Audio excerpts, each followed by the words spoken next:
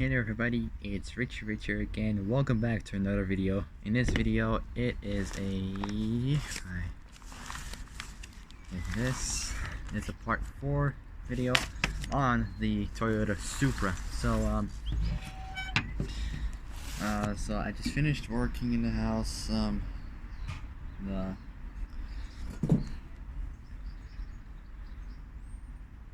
The package hasn't arrived yet, but it will be arriving at some time. I don't know when, but I'll find out.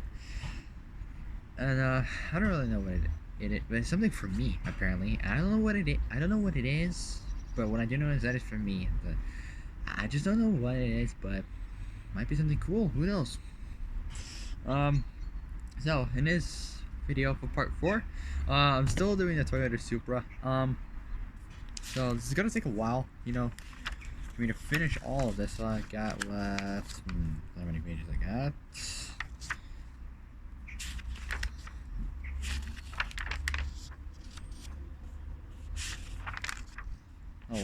I got a lot of pages left over till I get this done. Oh my lord. Look how many pages I got. Look how much I got.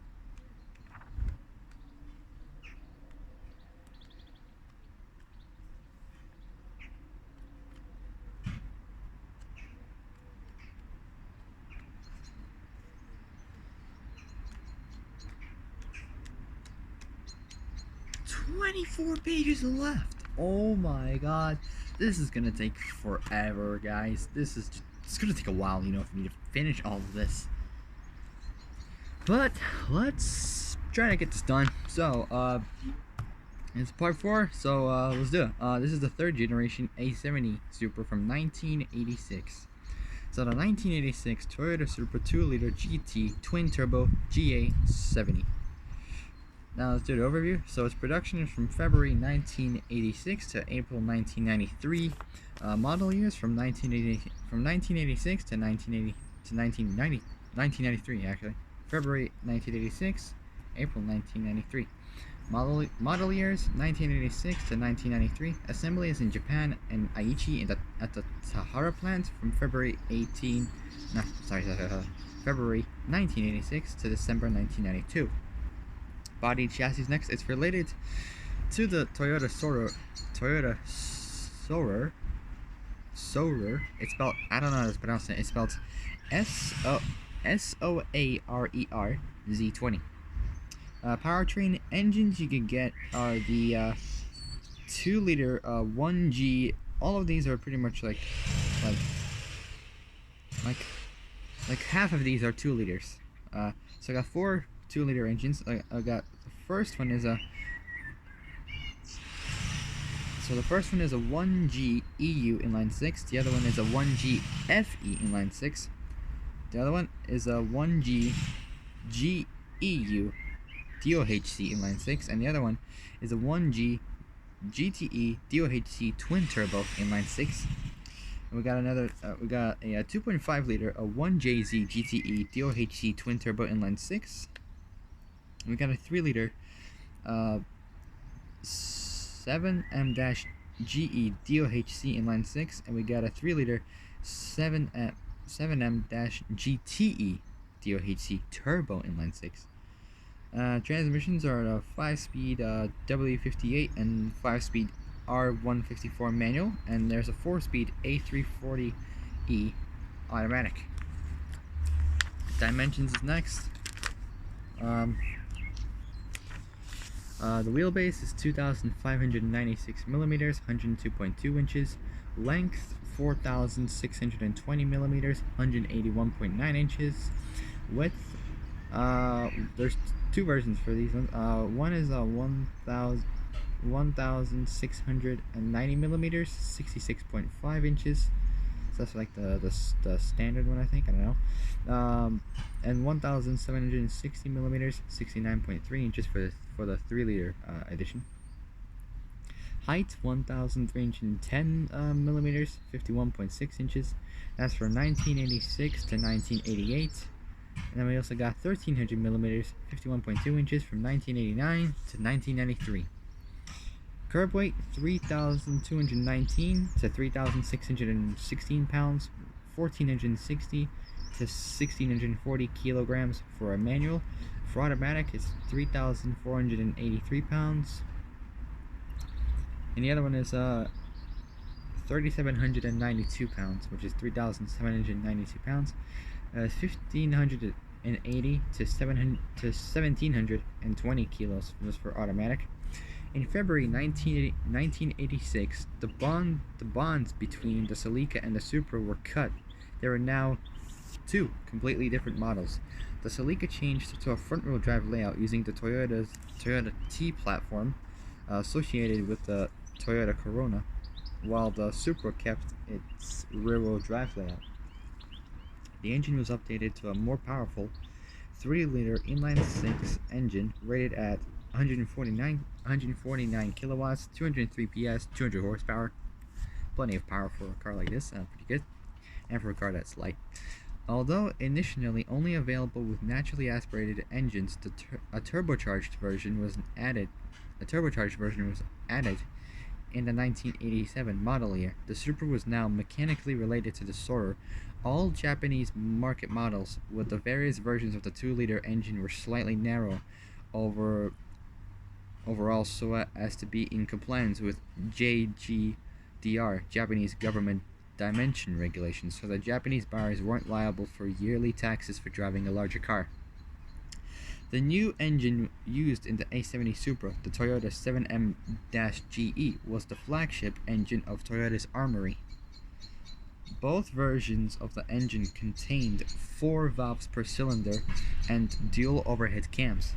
The turbocharged 7M-GTE engine was Toyota's first distributor-less engine offered in the US, which used coil packs sitting on the cam covers and a cam position sensor driven by the exhaust camshaft. It was equipped with a CT26 turbo and was rated at 172 kilowatts, 234 PS, 231 horsepower. At 5,600 RPM, while the naturally aspirated 7MGE engine was rated at 149 kilowatts, 203 PS, 200 horsepower at 6,000 RPM. Further refinement on the turbo model increased power to 173 kilowatts, 235 PS, 232 horsepower.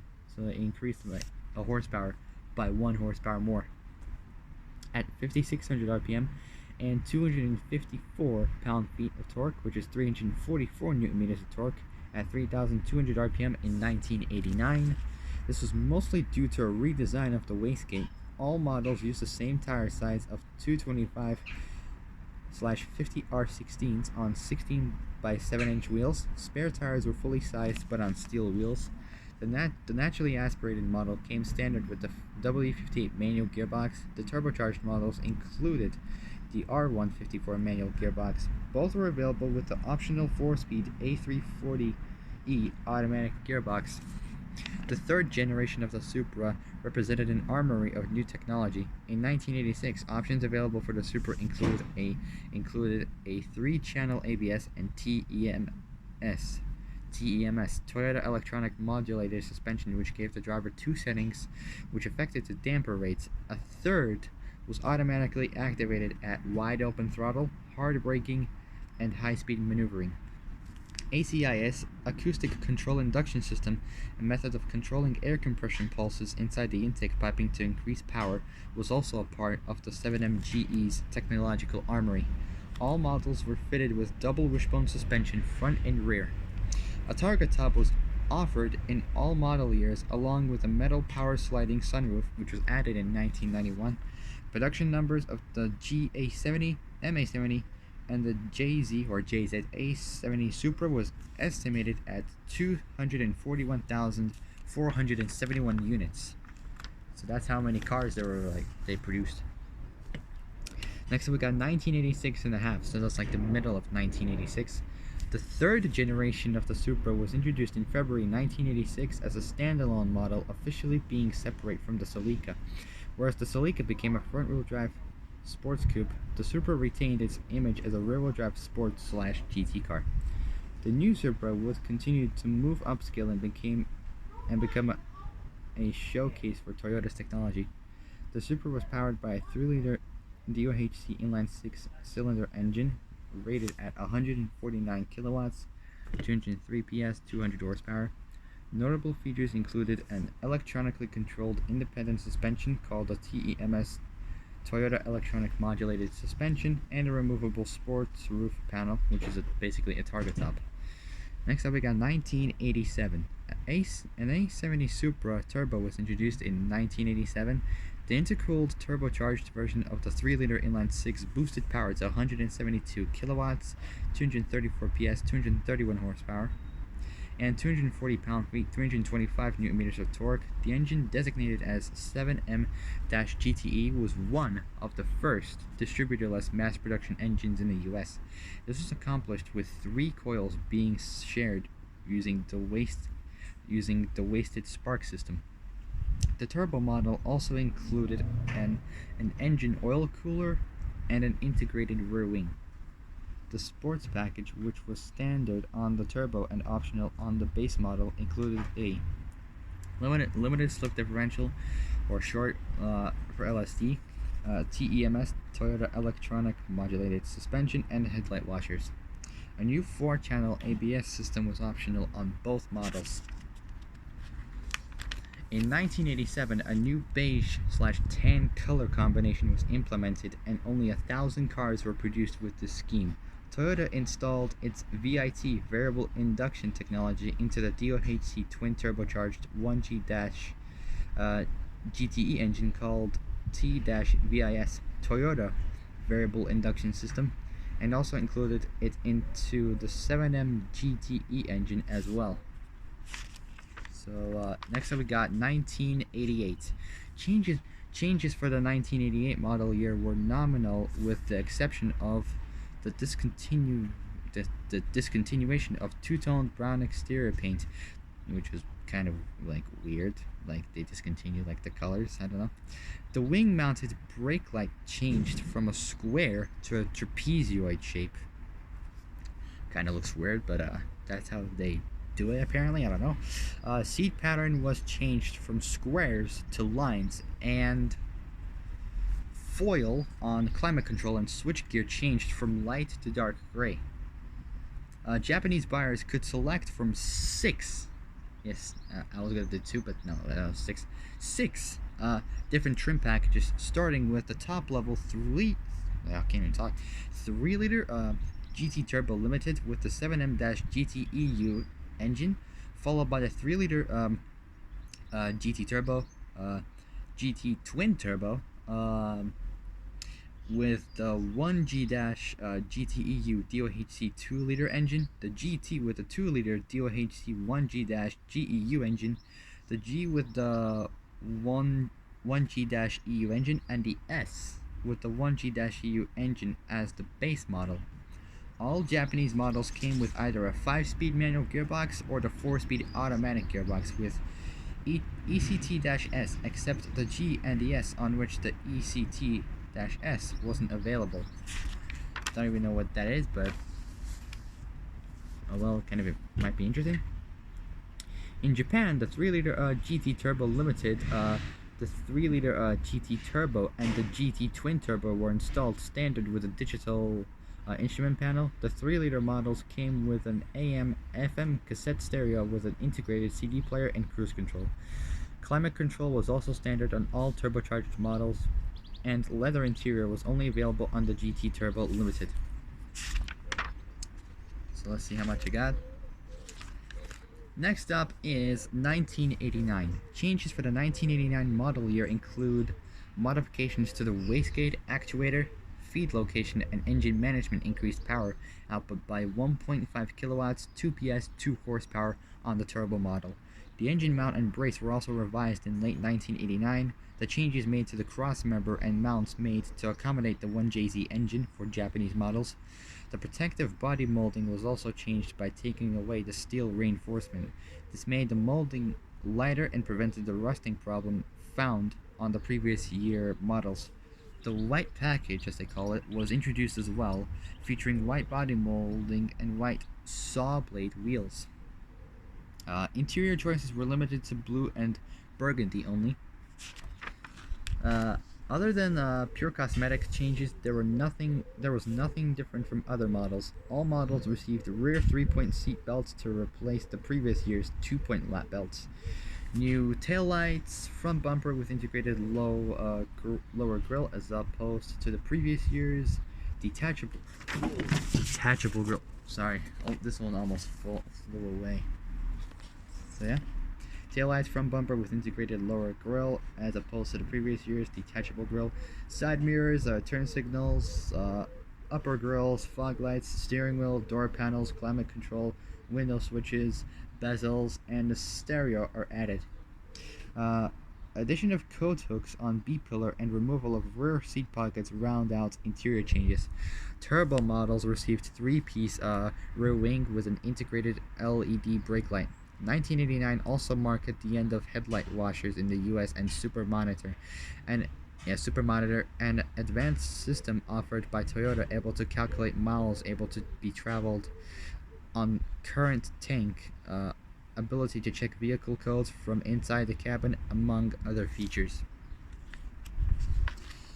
Next we got 1990.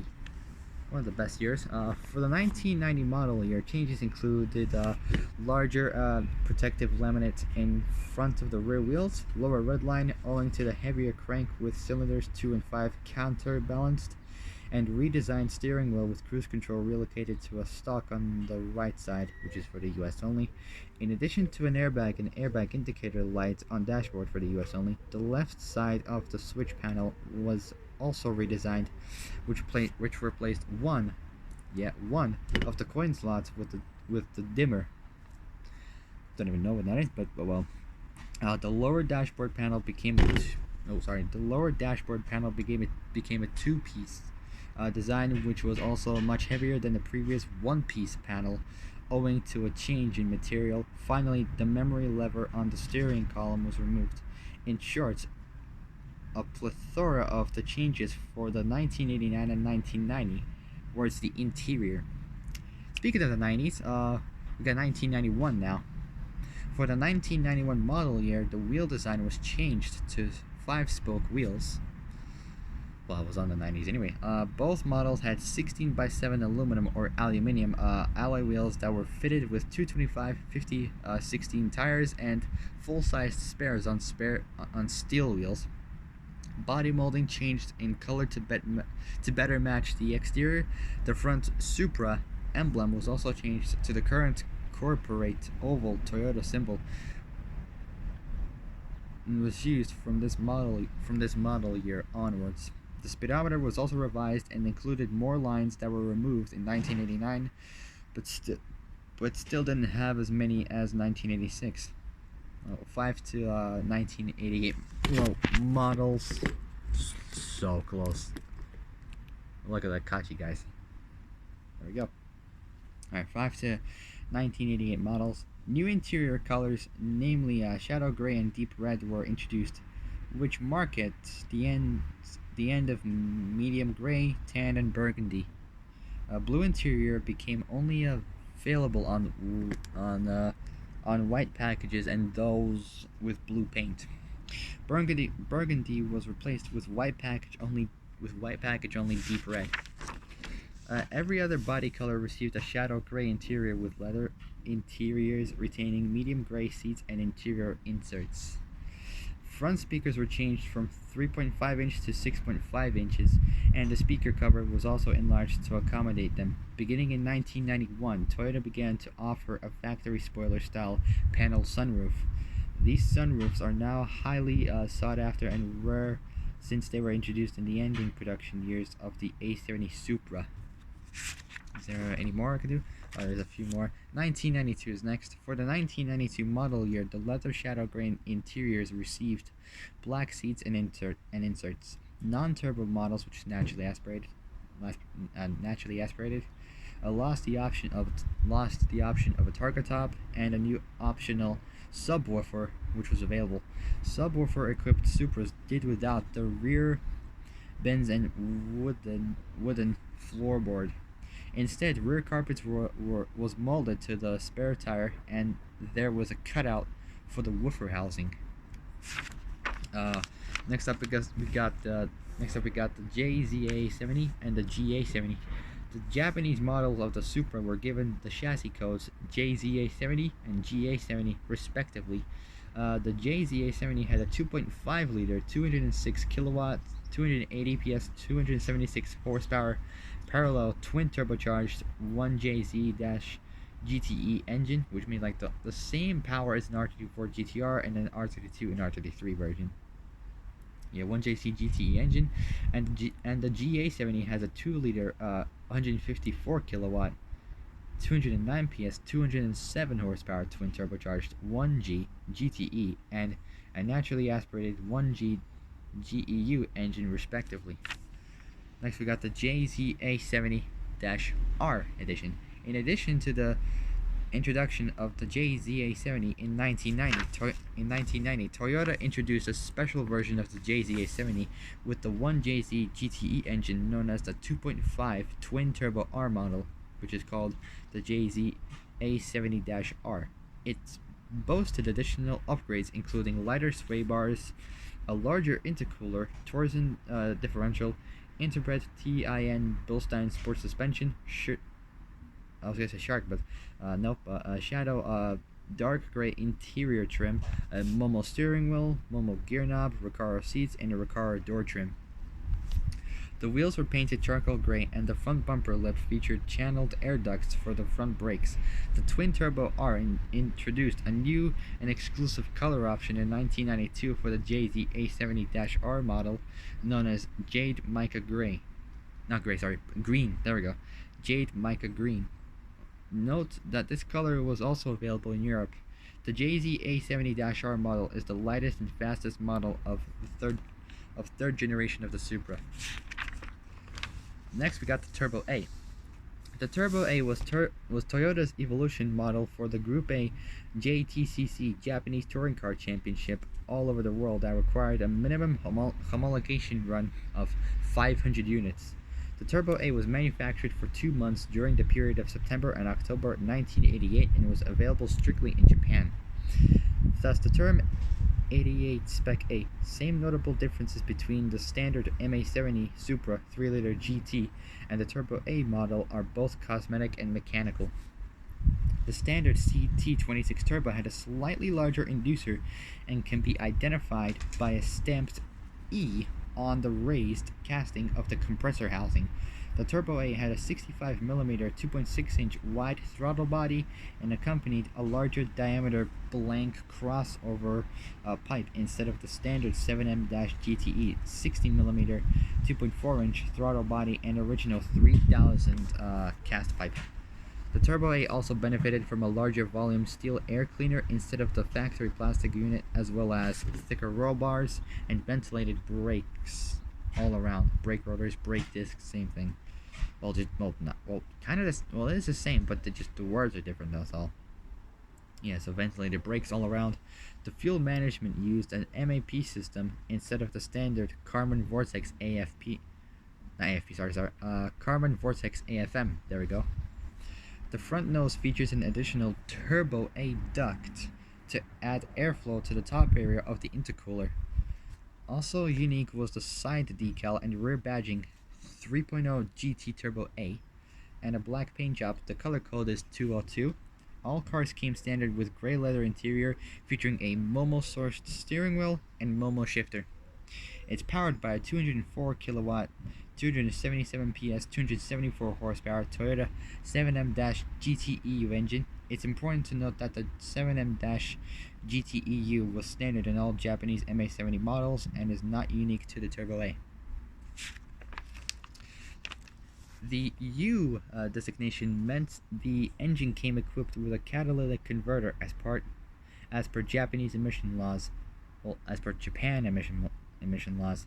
The Group A MA70 Supra had varying degrees of success in various fields such as rally and 24-hour, but is most known for its participation in the JTCC Japanese Touring Car Championship In the JTCC, the Supra didn't win as many races as intended, which is primarily judged on the fact it was underdeveloped and its placement in a higher tire division under regulations because of the 3-liter engine displacement, imposing the Toyota with the performance inhibition of running with a higher curb weight and less power compared to the rest of its class.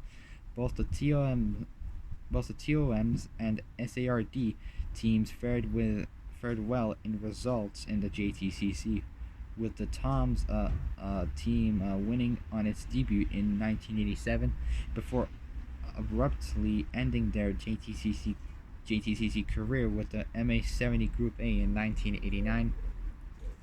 Upon its initial Australian Touring Car Championship (ATCC for short) debut in 1989, the Group A Supra failed to finish its first race, with DNFs becoming a regular upset owing to the lack of power and heavy weight of the Supra. It began to strike doubt in the car's capability of success in the ATCC, which suffered increasingly due to constant rules and regulation changes, issuing a red-faced outcome against its rivals like the Ford Sierra Cosworth RS500, Nissan Skyline HR 31 GTS-R, and the BMW M3 E30, which were lighter, more powerful, and had smaller engine displacements.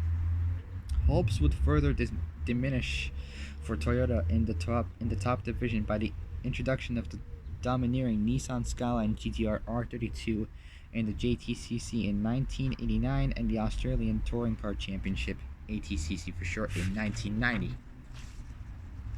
Australian racing team Fitzgerald Racing won the first edition of the March 1991 Bathurst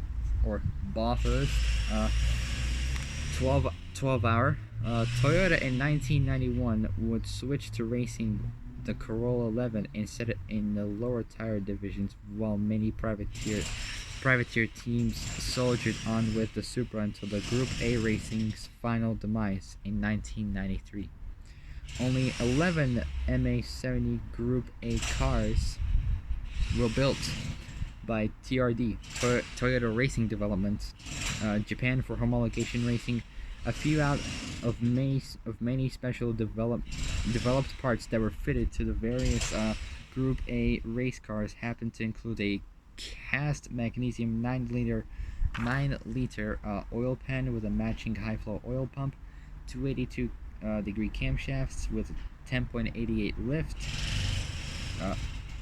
Hollinger closed proportion 5-speed gear set in the R151 case, Harrop 4-piston brake calipers with 15.5-inch 393mm rotors or discs, and TRD sourced torque vector and mechanical limited slip differential with 50/50 left-right lockup on full throttle.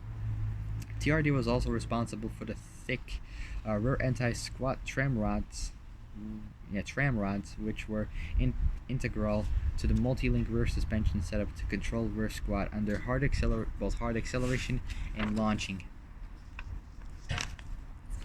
Alright, so I figured this will be it for now. Let's see how much I got. I got a bit more left over, but I'll finish these next week, and then I'll see what else I could do. If I have more, if I am able to do more YouTube videos, that's great. If not, and if I can't be able to do them, and if I go to work or something, I want to say it has been an honor doing the videos for you guys, and if you guys want to see like my past videos, feel free to check those out, because like very soon I might be working and I might not have time to do YouTube and all that.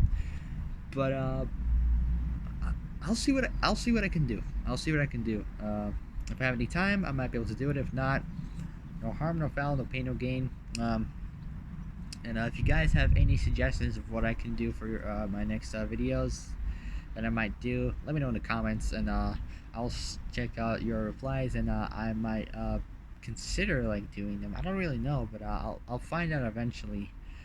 what cars I can talk about, but I'll find out eventually in the near future. So this will be it, and I will see you guys in the next video. So like the video, subscribe, comment below what you guys think. Hit the notification bell, hit all so you're alerted when I make new uploads, and I'll see you guys very soon. So until then, stay tuned, have a really great day, and I'll see you guys in the next video. So take care, stay safe, have a good day, and I'll see you guys soon. Bye bye.